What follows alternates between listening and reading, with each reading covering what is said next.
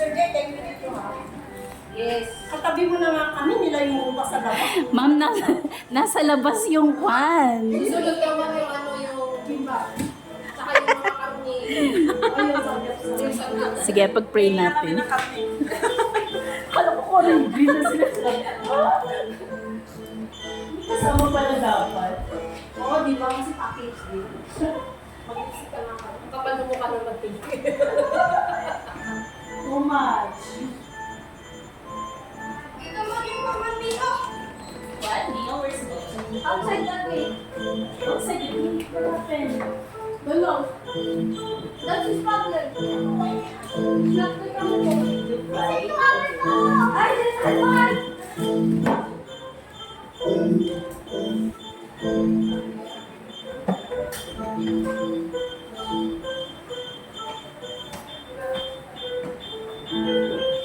Jan, you called me. It's your accountability. Have you read already?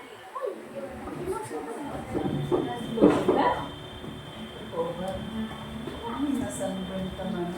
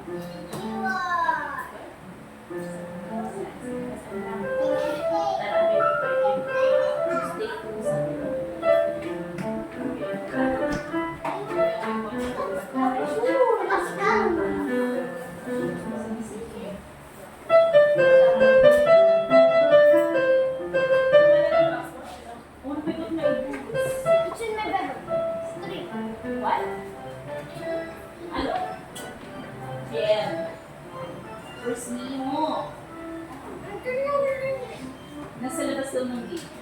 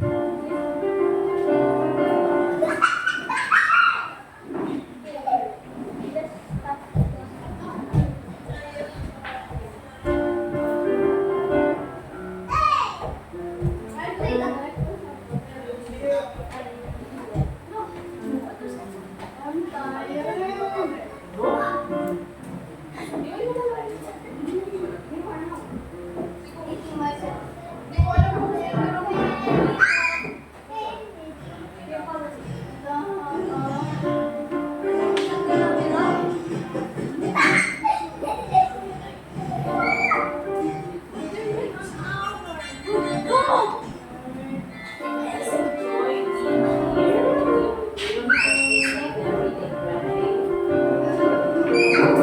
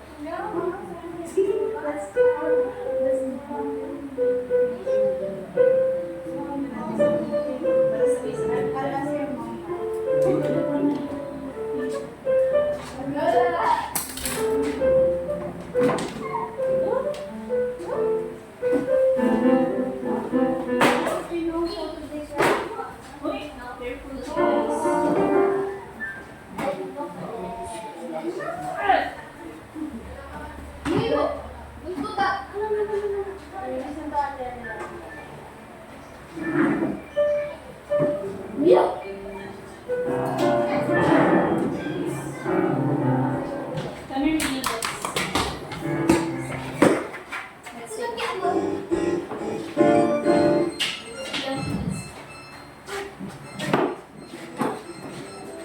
Just let me do that. I don't know what to do. No.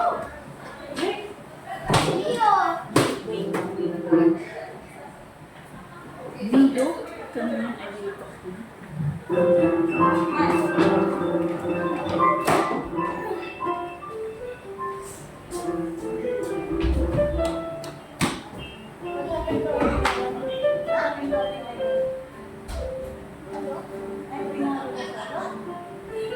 Easy, easy.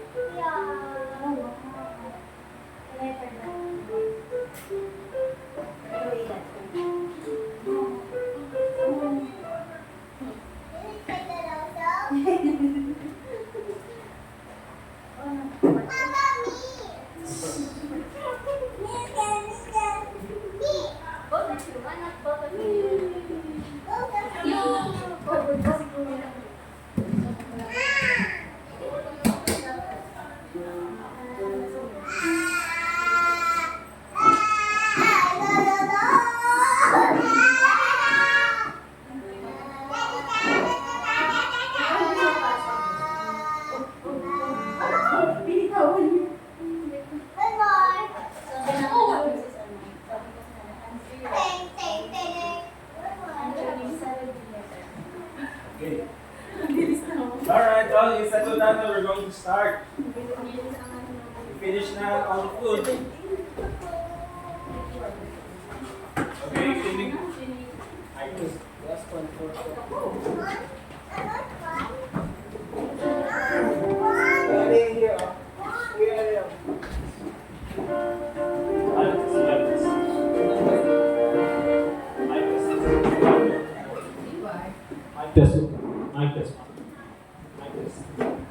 Mic test, 1, 2. Okay. Let's go ahead and Settle down, dito sa loob. Mic test. Yan. Okay. And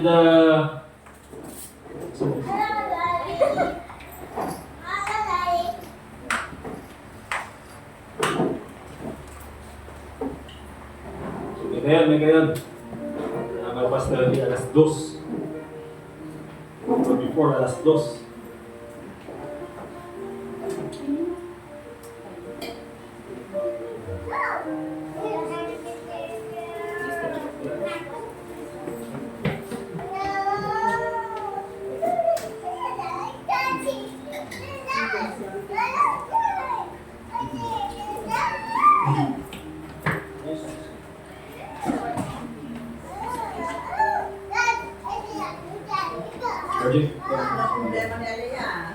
Alright, okay, so bago tayo mag-start, sige, let's all stand up please. We'll have a word of prayer. Pagkatapos yan, we'll have Brother RJ to lead us in 2 songs. Okay, nalangin po tayo. Once again, Father God, salamat po sa natapos na servisyo kanina umaga. We thank you, dear Lord, for this time muli na makakapagtuloy kami sa aming pananambahan sa inyo at ganoon din po sa pangalan ng iyong salita. Lord, I pray na ikaw po sana patuloy na tumabay sa amin sa mga ng Holy Spirit, especially po sa pangalan ng iyong salita. Once again, dear God, ikaw po ang glorify sa lahat ng aming gagawin. And also pray in the name of Lord Jesus Christ. Be seated please. We'll have Brother RJ lead us in 2 songs.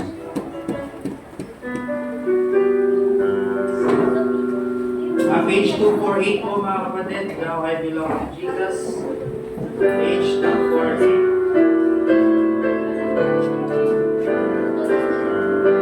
Ulitin po natin lahat. On the first verse, all together now. Jesus, my Lord, will love me forever. From him no power of evil can sever. He gave his life to ransom my soul. Now I belong to him. Now I belong to Jesus. Jesus belongs to me. Not for the years of time alone, but for eternity. Once I was lost in sin's degradation, Jesus came down to bring me salvation, lifted me up from sorrow and shame. Now I belong to him. Now I belong to Jesus. Jesus belongs to me. Not for the years of time alone, but for eternity. Joy floods my soul, for Jesus has saved me, freed me from sin that long that enslaved me. His precious blood he gave to redeem. Now I belong to him. Now I belong to Jesus. Jesus belongs to me. Not for the years of time alone, but for eternity. Amen. Kantayin lang po natin, page 250. Burdens are lifted at Calvary. Page 250.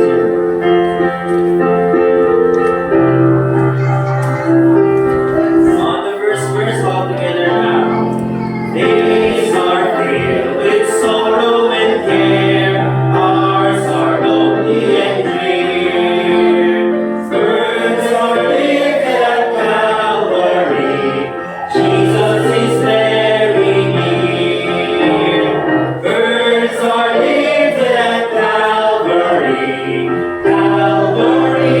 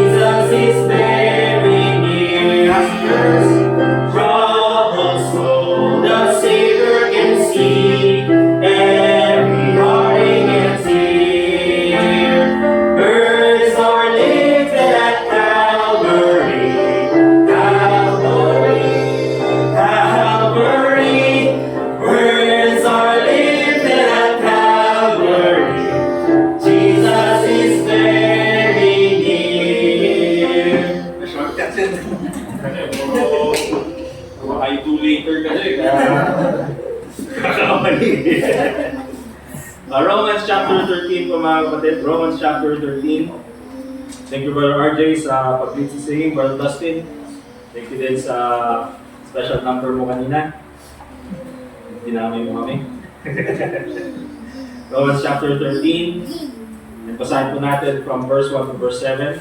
By the way mga kapatid, bago po rule dito sa church natin, kung kayo po ay alis dito sa church, sabihin niyo po in advance ng isang taon para naman makabukon agad. Ngayon sasabihin niyo, Sabado ng gabi. Ano ba naman yan? Marami sa akin, Sabado ng gabi. Nagigatan na hindi matulog. Imbag ka na po yata.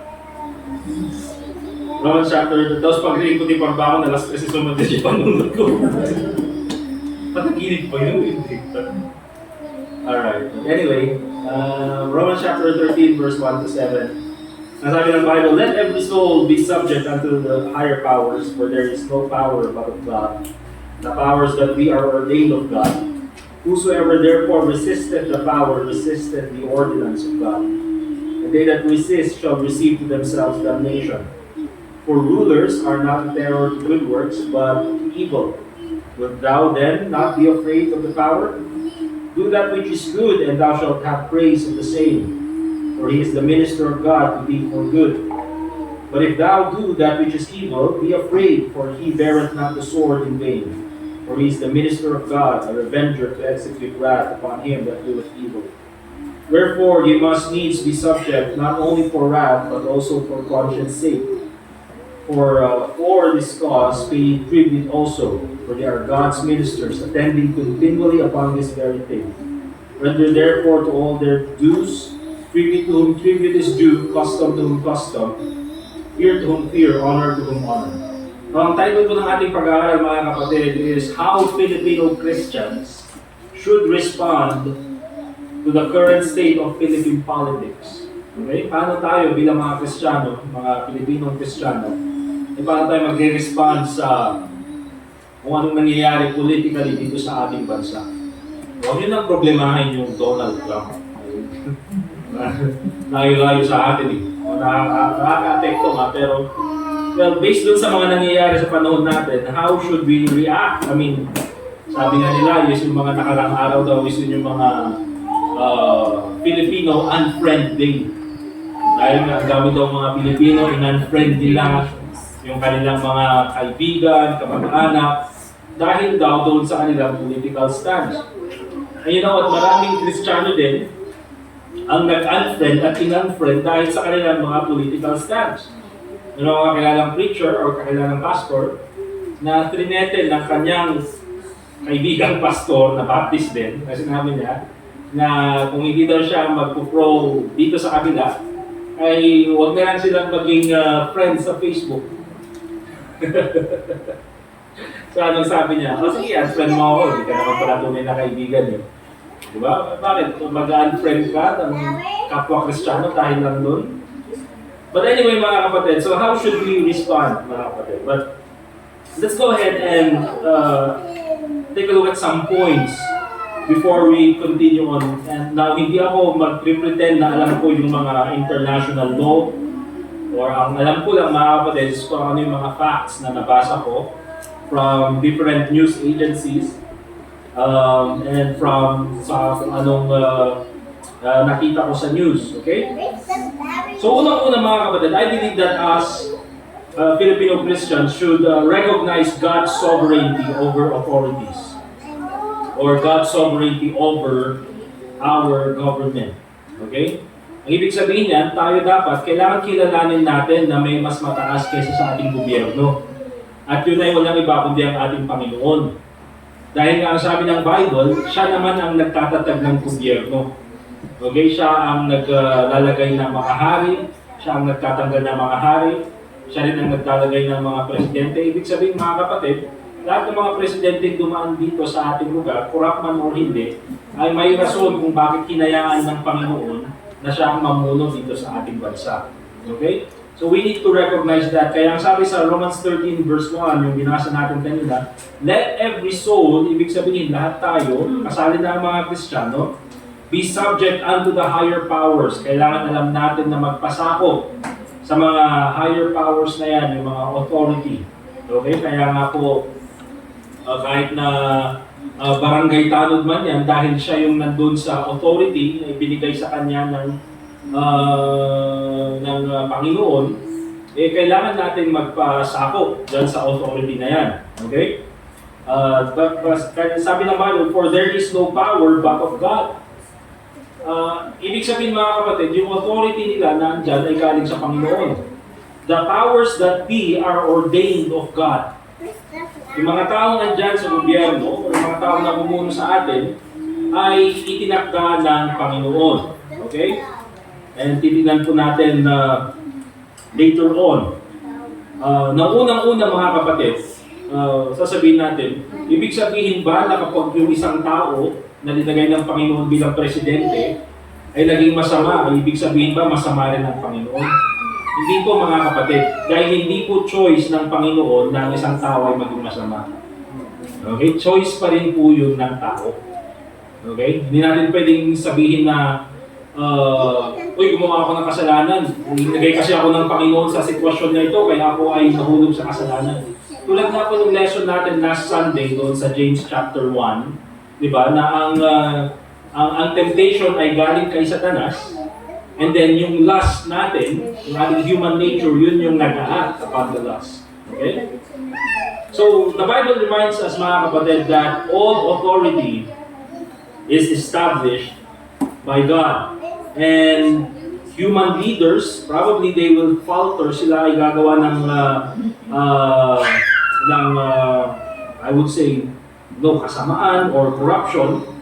But tayo bilang mga mananampalataya, dapat yung ultimate faith pa rin natin, yung ultimate na trust natin, it should be on God.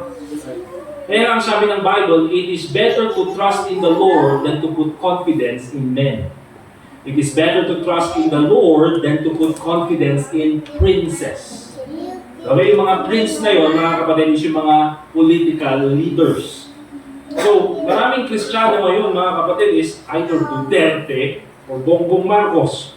You know, parang nandun na yung kanilang, kung Duterte ka, dapat ikaw yung mabait na Kristiyano or tunay na Kristiyano. Kung Bongbong Marcos ka, ikaw yung mga Kristiyano.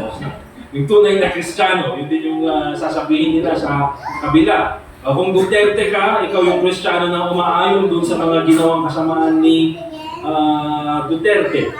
You know, so nagkakaroon ng back and forth between Christians. And oftentimes, parang ang nire-represent na nila, instead of the Lord Jesus Christ, is their political, affiliation. Akala ko ba, unang-una, we are Christians? Okay?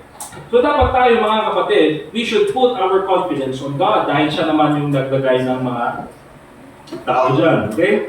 So, the Bible teaches us that God is sovereign over all rulers and nations. At siya po mga kapatid, in the end, He's the one who judges all these leaders na naitatag dyan sa ating gobyerno. Now, let me also mention mga kapatid, that all throughout history, lahat ng mga leader who went against God were judged by God. Okay? Remember lahat ng mga leader who have acted against God face the consequences of their actions. Unang-una, let's take a look at, for example, dun sa Daniel chapter 4.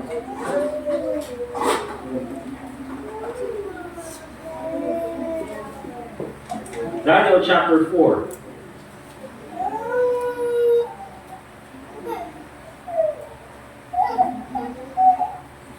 And look at sabi ng Bible. Basahin lang natin yung verse 28. O para makita lang natin ang sabi ng Bible siguro hanggang 30. Hindi, tuloy na natin. Sige. Chapter 4, verse 28 mo, sabi ng Bible. All this came upon the king Nebuchadnezzar. So si Nebuchadnezzar sa panahon na ito mga kapatid, para siya yung Donald Trump. Diba? Parang siya yung leader of, siya yung king ng Babylon, but at the same time, siya yung pinakamalakas na hari.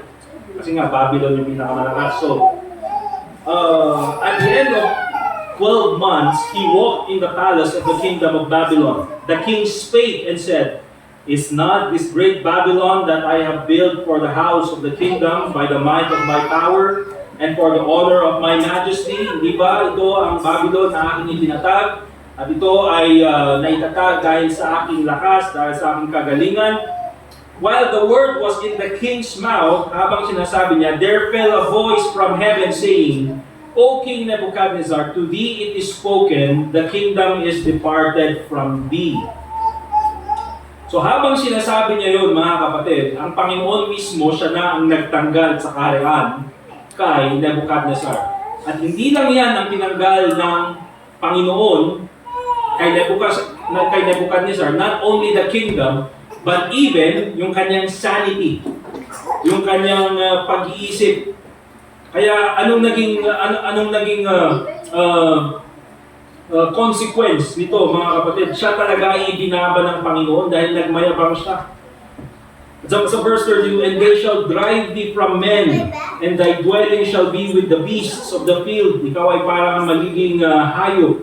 "They shall make thee to eat grass as oxen, and 7 times shall pass over thee, until thou know that the Most High ruleth in the kingdom of men, and giveth to whomsoever He will." Ikaw ay mamubuhay na parang hayop, akain ka na katulad ng mga hayop, hanggang sa panahon na malaman mo or ma-realize mo na ang Panginoon ang nagtatatag ng kaharian at binibigay niya sa kung kanino man niya gusto. And so, ganyan po yung nangyari kay Nebuchadnezzar, mga kapatid. Okay? Na even though he is the ruler of, I would say, the known world during that time because of his pride, dahil siya ay nagsalita against God, God judged him. Okay? Also, doon sa Acts chapter 12, verse 21, huwag na po natin basahin, pero sabihin ko na lang kung nangyari dito. Si Herod Agrippa, siya ay nagsalita in public. At sabi ng mga tao, ang galing naman magsalita ng tao na ito, parang boses ng anghel. Pero ang sabi ng Bible, imbis na ibigay niya yung kapurihan sa Panginoon, kinuha niya yung kapurihan para sa kanyang sarili. Ang sabi ng Bible, siya mismo ay natumba, kinain ng uod at saka namatay. Ganun po yung nangyari, mga kapatid, ha? Hindi siya natumba, namatay tapos kinain ng uod. Hindi. Namatay, kinain ng uod, natumba, kinain ng uod, tsaka namatay. Okay, ganun po yung nangyari sa kanya. So, ibig sabihin, dito po sa Bible, marami pong mga leaders, political leaders also, who went against God and they were judged by God. Now, we would ask the question, ano kaya nangyayari kay President Duterte? Is he judged by God? Siya ba ay ginajudge ng Panginoon? Now, I would say, mga kapatid, na there were many times na yung ating former president ay he mocked the living God. Tinawag niya ang Panginoon na stupido. Okay? Marami siyang beses na nagsabi ng masasamang bagay patungkol sa ating Panginoon. Now, if you would ask me, mga kapatid, ang Panginoon ba, ginajudge niya si President Duterte? I would say that God is not mocked. Di ba? Kung ano man yung iyong inani or yung iyong tinanim, yun din ang iyong anihin. However, mga kapatid, I would also say na hindi lang naman siya ang mga presidente na nagsabi ng mga hindi maayos na salita about sa ating Panginoon. Many of our presidents are idolaters. Many of our presidents, kapag dumating yung Pope, lumuluhod sa Pope. Okay? At talagang humahalik pa doon sa singsing ng Pope. So, whatever happens here, mga kapatid, I hope na tayo bilang mga Kristiyano, we should always recognize that beyond our government, God is higher. Kaya kung meron man tayong pagtitiwalaan, hindi po yung gobyerno, kundi ang Panginoon. Amen po? Okay? Na hindi po ibig sabihin yan mga kapatid na, so huwag na tayo buboto dahil ano. Depende po sa inyo kung buboto kayo o hindi. Okay? Na kung buboto kayo, of course, meron naman po yung mga candidates na alam nyo na hindi dapat iboto. Tulad ni Kibuloy. Diba? Alam mo nga ibotos mo pa ilang day. Diba? Kapal na mo ba? Grabe mga kapatid. Diba? Ganun na nga yung mga allegations sa kanya, ang dami-daming witness, tapos tatakbo pa ang senador. At hindi lang yan mga kapatid. I think it also speaks volume yung mga tao na sumusuporta rin sa kanya. Nakasama niya doon sa kanyang mga partido. Di ba? And so, why would you vote? I mean, kung buboto ka naman, I mean, wag mo namang na. Okay, si Kibuloy, ito yung mga Duterte, kaya ito yung ano natin. Huwag naman mga kapatid. But remember, we have to recognize God's sovereignty over authorities. So, punta tayo dun sa ating second point. Tayong mga Kristiyano, tayong mga Baptists especially, meron po tayong tinatawag na separation of church and state, and then individual soul liberty. Okay? Kasali po yan dun sa ating distinctives. Okay? Biblical authority, autonomy of the local church, priesthood of the believers, two offices, individual soul liberty, separation of church and state, and then two ordinances. Okay? So, applying separation of church and state and individual soul liberty dito sa nangyari kay Duterte. Okay? So, we'll take a look at it from those perspective, from a biblical perspective. Pag sinabi natin separation of church and state, the church and the government have distinct roles. And ang role po ng church is spiritual. Okay? While yung government, yung civil matters, about justice, about executing law. Pero sa ating mga church, remember na ang focus po natin ay spiritual matters, soul matters. Okay? Individual soul liberty. Anong ibig sabihin po nito? Every person has the freedom to make personal choices before God, including political opinions and beliefs. Yun po yung individual soul liberty. Kaya po mga kapatid, kung meron po Kristiyano na sinasabi niya na siya ay pro-Duterte, so what? Diba? Hindi ko siya pipilitin. Diba? If ever siguro, if he will ask me na, ano ba yung political stance mo? Diba? And then magkakaroon kami ng discussion and then we will present facts to each other. Probably that will be the time na mag-uusap kami ng maayos. Pero, ako bilang isang Kristiyano, apan kuguraan, pada nga Kristiyano, gapo lang, pro-Duterte iso na, or pro-Marcos iso na, or pro-Lenny Robredo iso na, or pro-Sara Duterte iso na. Diba? So, meron tayong individual soul liberty. Okay? So, kung ganun yung kung yun yung gustong political affiliation, so be it. Because we have individual soul liberty. Now, separation of church and state. Balik tayo doon. The church's role is spiritual, not political. Let's go to Matthew chapter 22, verse 21.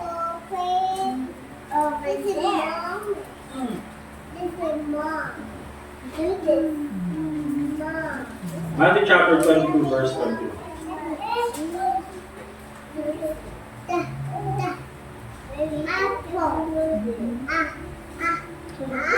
Okay? Ang sabi ng Bible, na binanggit din dun sa Romans chapter 13, dun sa verse 7, render therefore unto Caesar the things which are Caesar's, and unto God the things that are God's. So, dito ang sinasabi ni Jesus Christ doon sa issue na kanino namin ibibigay ito. Sabi ni Jesus Christ, kanino bang mukha yung nandyan sa coins na yan? Yung mukha ng hari, yung mukha ni Caesar. Okay? So sabi niya ganyan, render therefore unto Caesar the things which are Caesar's, and unto God the things than our gods. Okay, so kung ikaw, namumuno ka, dahil nandito ka sa pamunuan ni Caesar, sabi niya ganyan, eh marapat lang na magbayad ka ng tax. Okay, ibigay mo yan. Pero yung para sa Panginoon, ibigay mo pa rin yung para sa Panginoon. So, there is separation between church and state. So, anong ibig sabihin nito mga kapatid? We have to remember that the church's role is not to endorse political figures. Okay? Ang role po ng church, again, tulad ng sabi natin kanina, ay para po sa mga kaluluwa. It's spiritual, not civil. So, hindi po natin gawain na nag-i-endorse ng political figure. However, we can preach a message on how to guide believers kung paano sila bumoto. Di ba? Pero not to the point na, ito ang ibuboto natin ha. Dahil tayo lahat ay Baptist tayo, gagawin natin block voting. So lahat ng Baptist, dapat itong kandidato na to ang iboboto nyo. Sige mo ano na. So, hindi mo pwedeng gawin yun mga kapatid because if we do that, ang ginagawa natin, tinatrample natin yung doctrine natin ng individual soul liberty. Na parang ang tao na ngayon ay hindi na pwedeng magkaroon ng kanyang sariling opinion. Okay? So, yun po, it's not our goal, it's not our mission to engage in politics. Alright? Hindi tayo nag-endorse ng isang political figure. We respect government processes but do not depend on them for justice. Okay? Kaya yung nangyari dito kay President Duterte, ang sunod na nasa hustisya ba ito, sinunod ba nila yung process, or kung ano ba naman. I mean, yung mga lawyers na mismo, hindi nila alam kung anong isasagot nila eh. Tapos ikaw, Kristiyano ka, gusto ka may divorce. Diba? And so, mga kapatid, oftentimes, dyan po nagkakatalong, even mga Kristiyano nag-aaway-away. Bakit? Because of their political affiliation. Remember, mga kapatid, ang tunay na hustisya ay nanggagaling po sa Panginoon. Look at Psalm chapter 75. Psalm chapter, Sophia. Yes? Very good. Psalm chapter 75 and in verse 7. Ang sabi ng Bible, but God is the judge. He putteth down one and setteth up another. Okay? Ang Panginoon po ang judge. Nasa Kanya po ang justisya. He is the one who gives justice to all. Kaya po kung titignan niyo mga kapatid, di ba? Walang sa inyo. Pero bakit dun sa gobyerno natin minsan, titignan mo, bakit dun balat sa sel? Andun yung mga convicted na mga corrupt na politiko. Di ba? Andun sila, convicted na, napatunayan ng mga kapatid ay hindi po, iba po yung na-accuse, okay? And iba naman yung convicted. Pag sinabing convicted, napatunayan na meron talaga silang ginawang korupsyon. Pork barrel, lahat ng yan. Di ba? Pero andun pa rin sila. And then tignan mo dun sa mga lumalabas na mga poll, doon sa news, sila pa yung mga nangunguna. Di ba? Eh kung titignan mo, pagpila saan yung justisya dito? Kaya in the end, mga kapatid, although sabihin natin na ginagamit nila yung gobyerno to protect them. Okay, ginagamit nila yung kanilang leverages para sila ay maprotektahan from their criminal activities. But in the end, mga kapatid, I believe God is the one who is going to judge these people. Okay? I mean, kung tignan mo naman kung gaano klaseng pahirap yung ginagawa sa mga Pilipino minsan. Dati naman, ako magbibiyang ko, di ka kastoy. Di ba? Nung habang lumakakay ka kasjay, habang marikrik ng jirikat, tibiyag, maasang kamot kinyada. Okay?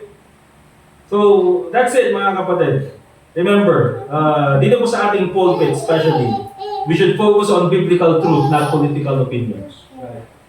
Although meron akong mga personal political opinions, I don't think it's proper for me, na anong gagawin ko. Kasi lakay mo, Ilocano ko naman, aldong puyag kasi kayo. Ngayon, kapanunutan, kasi magtiagbalin na kapanunutan yung haan. Again, iba po kapag kayo sobrang obvious na.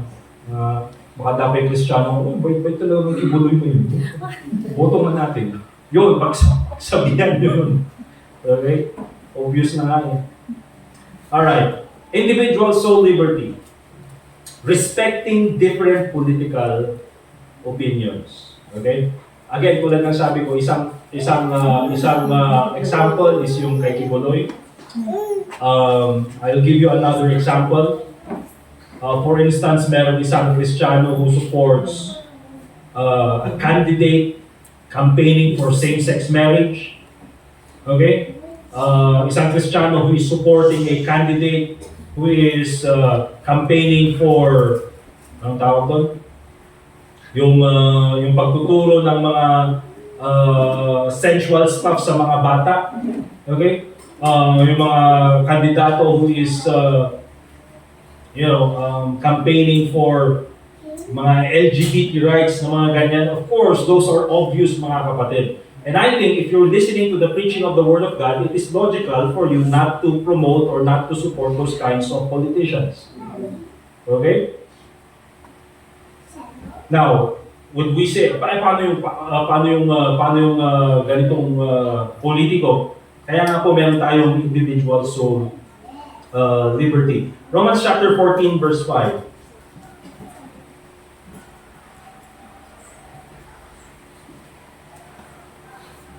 So for example, meron yung mga candidates, I think, sino ba? Rizal Ontiveros, later on, yung nagkakampaign ng mga Soji bill, mga ganyan. Or later on, may mga candidates who will campaign for abortion. I mean, very, very obvious naman that those are anti-God. Those are anti-God laws na hindi dapat sinusuportahan. Okay? Romans 14:5, the Bible says, "Let every man be fully persuaded in his own mind." Bakit, mga kapatid? Kasi lahat po tayo, we are all accountable sa ating actions. Okay? Ang ibig sabihin nito, merong mga ibang Kristiyano na pro-BBM, merong mga ibang Kristiyano na pro-Duterte. It's okay. Hindi dapat pinag-aawayan, amen? Hindi dapat yan yung rason, mga kapatid, ng isang church ay magkaroon ng mga members na nag-aaway dahil sa kanilang political view. Okay? I'm sure wala naman po dito sa ating church. Pero, ina-advance ko lang kung sakaling baka may mga members dito na sumusuporta kay Kibuloy. Nakasiyo. Okay? Each believer must prayerfully, galing sa kanilang conviction, and based on biblical principles, and not emotions or media influence, they should have their own convictions. Remember, mga kapatid, katulad ng sinabi ko kanina, the church should not force members to take a political stand, but should encourage members to seek wisdom from the Bible. Okay? Kasi here's the thing, mga kapatid, kung lahat po tayo kukuha ng wisdom from the Bible, I believe it will result with God's will. Okay? And so, we will end with this conclusion. We should have a balanced biblical response. Okay? Unang-una, let's go to 1 Timothy chapter 2, verse 1 and 2.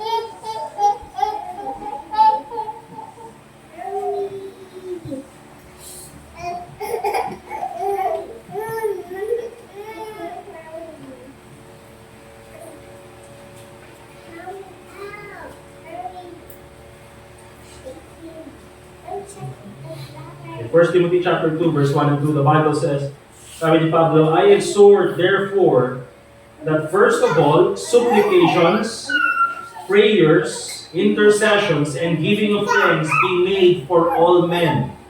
Pagdasal natin ang ating kapwa-tao. Pero hindi lang yan, sabi niya, for kings, sa mga taong nasa authority, for all that are in authority, that we may lead a quiet and peaceable life in all godliness and honesty. Sino po sa atin, mga kapatid, ang nanalangin para sa ating gobyerno? Diba? And maraming Kristiyano, oftentimes, we are very good in criticizing our own government. And yet, hindi man lang natin pinagdarasal yung ating gobyerno. Kasi here's the thing, mga kapatid. If we believe that God is sovereign over the government, ibig sabihin, mas mataas, at He's the one in control, then our government.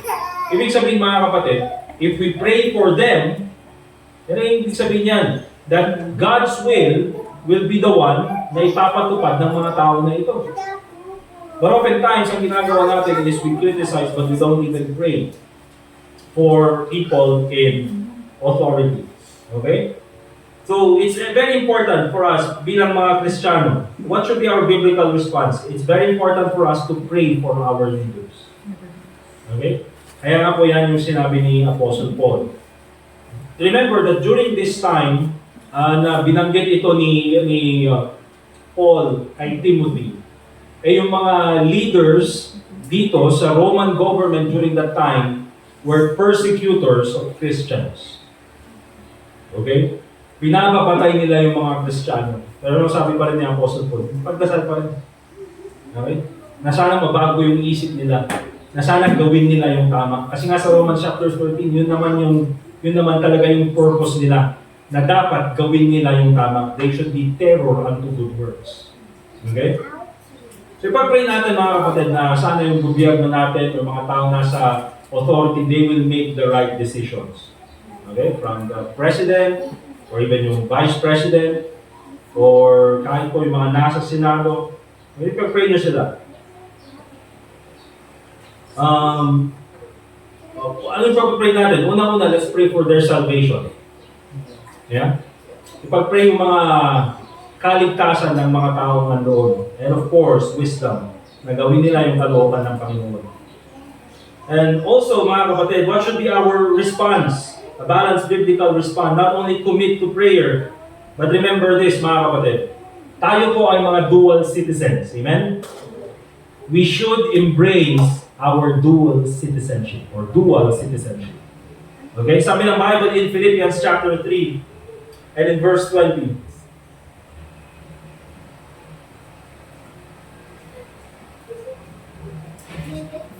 The Bible says, Philippians chapter 3 verse 20. For our conversation is in heaven. Okay? Sinasabi niya ni Apostle, pag sinabi na yung conversation, yung way of life. So sabi niya, our. Okay? Our conversation is in heaven. And then he continues, from whence also we look for the Savior, the Lord Jesus Christ. So itong sila Paul, sabi niya sa mga members ng Philippi, that yes, you are Philippians, kayo ay kasali sa country ng Macedon, but at the same time, you are Christians. Now tayo mga kapatid, tayo mga Pilipino tayo. Okay? But at the same time, dual citizenship gano'n. Na kayo, ngayon, Kristiyano. O, sino sila? Abigail, triple citizenship yung mga yan. Amerikano, Pilipino, Kristiyano pa. Okay? Pero tayo mga kapatid, dual citizenship. Yes, we live here on earth, but remember this, we are heaven-bound. Ang tahanan natin ay sa langit. We are Christians. Therefore, we should act like Christians. Naintindihan? Mas matimbang po yung pagiging Kristiyano kaysa pagiging Pilipino. Okay? Bakit kasi ganyan yung pinaglalaban ko lang bilang Pilipino? Panahon ni Duterte, walang adik. Panahon ni Marcos, ang daming adik. Nakakamad ang kasta. Ikaw, Kristiyano ka, sinusupport mo ni Marcos, adik ka. Ikaw, sinusupport mo sa Duterte, mamamatay tao ka. Ewan ko. Tapos Kristiyano sila, tapos tara, winning tayo. Diba? We witnessed na ng ganyan. Nakita nila na solid Duterte supporter. Isa guys, GP yan. Yan ang klase din yung panunod kakapsat. Okay? That's why it's very important. Tayo, we are dual citizens. We are citizens of heaven. And of course, very important, reflect on biblical examples. Okay? Sa Bible po, there are many instances where leaders face accountability. If we say that the President Duterte is facing accountability right now, there are many presidents throughout history who faced accountability. Okay? Kung si David nga, mga kapatid, he faced accountability before God. Di ba? The man after God's own heart. This illustrates, mga kapatid, that no leader is beyond reproach. Okay? And that divine justice prevails. Kahit na po sabihin na natin siguro, kasi meron naman po yung mga presidente, di ba, na sabihin na natin na nakatakas or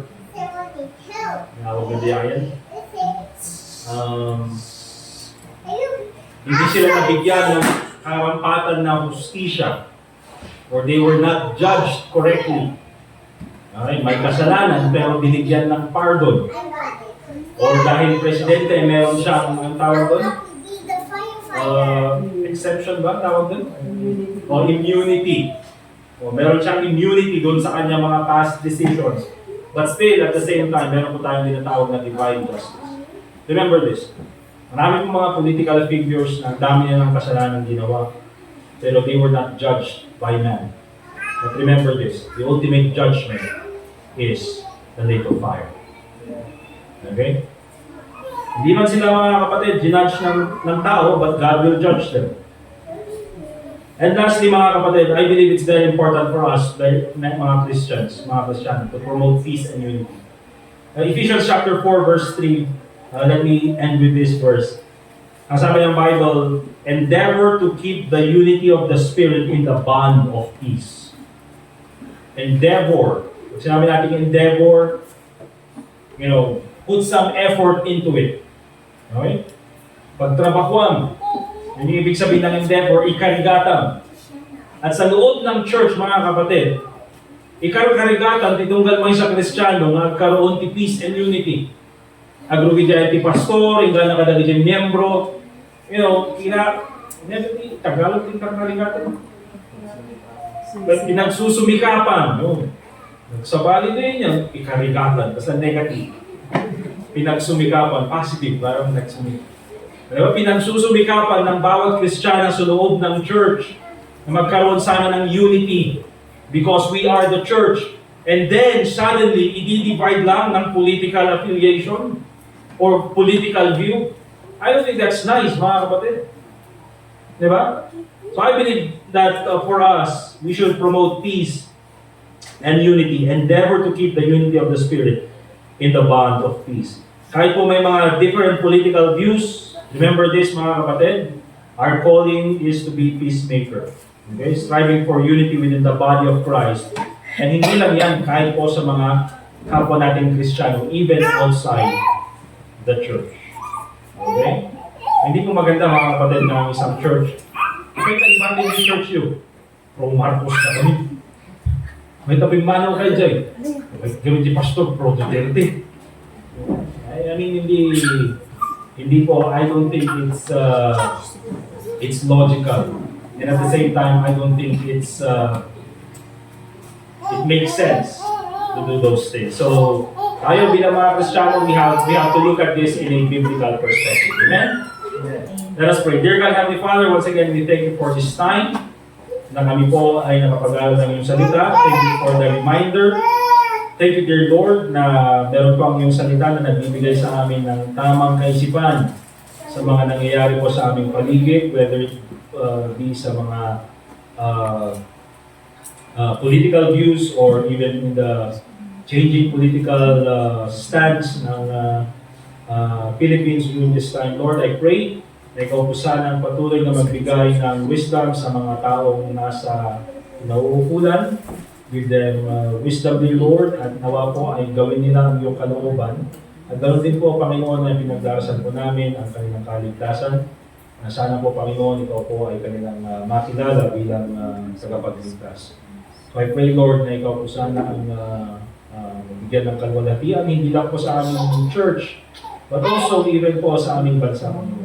I pray, Lord, that us, being believers, will continue to represent Christianity first.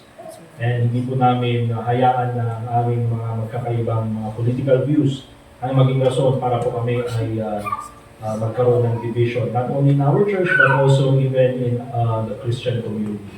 So I pray, Lord, na ikaw po sana ang patuloy na bigyan ng kalwalhatian sa lahat ng aming gagawin. Ganun din po sa aming dismissal this afternoon. Your name be glorified in everything that we do. And also pray in the name of the Lord Jesus Christ. And all God's people say, Amen. We'll have one last song. And then tayo ay magtatapos na. We're going to dismiss. Let's all stand up, please. And we'll sing 255, song number 255.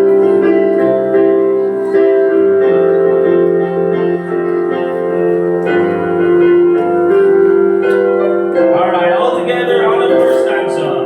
Jesus has the king's friend, where the saints of God are fed. He invites his chosen people, come and dine. May this man he doth feed, and supplies our every need. Oh, 'tis sweet to stop with Jesus all the time. Come and dine, the Master calleth, come and dine. You may be Jesus stable all the time. He who fed the multitude turned the water into wine. To the hungry call it down, come and dine. The disciples came to land, thus obeyed Christ, O man. For the Master called unto them, come and dine.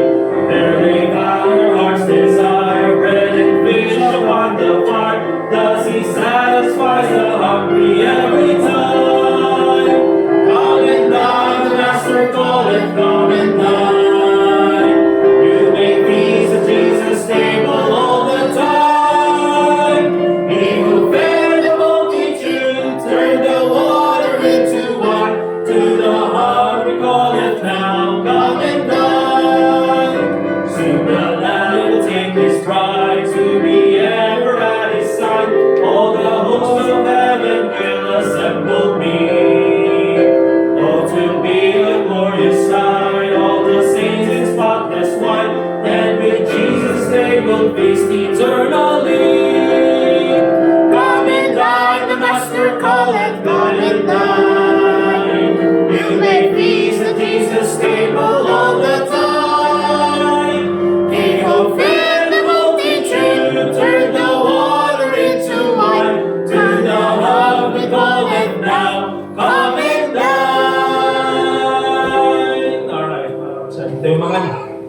Alright, we're dismissed. God bless you all.